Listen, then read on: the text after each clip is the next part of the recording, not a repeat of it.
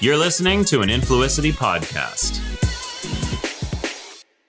I would love to hear your opinion on, and this isn't probably the best question to receive, but I think it's one that's worth addressing, is that I have heard some people say, you know, I shy away from these types of houses because I feel it's too cookie cutter, right? I mean, I think that they don't even give it a chance. What would you say to that?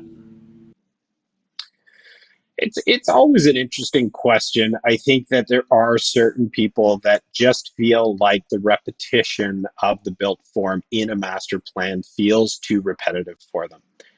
What I would tell you, though, is every individual lives in a slightly different way. And over time, the different landscaping, the different trees, the different cars in the driveways, the different, color of the front door, these things evolve very quickly. And, when I mentioned earlier some of our master plans where we've been working on them for years, if you go and look at the most recent phase that was just built, you'll see a little bit of that repetition.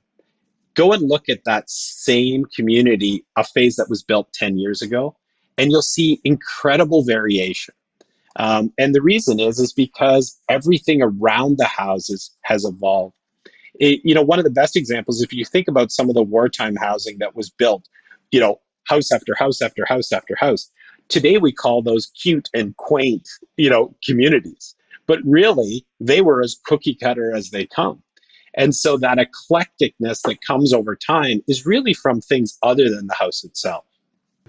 I feel like I'm aligned with that. I'm asking that question not for myself, obviously, because I am a big fan of having things planned out. I like to have things organized. I like to know that all the amenities that I need are within arm's reach. And I like to do a bit of tweaking. I mean, people think it's cookie cutter, but the truth is you get to do a lot of customization when it comes to some of these properties. Number one, from the floor plans you choose to some of the colors or shingles or brick or stone and landscaping. I mean, you really kind of I look at it more as a clean slate. You get a fresh palette to work with. So I'm aligned there. And I think that you're right. I mean, people do look at some of these older neighborhoods and they think, oh, look at those cute houses or those Victorian houses. Those were basically master planned communities 60, 70, 80 years ago.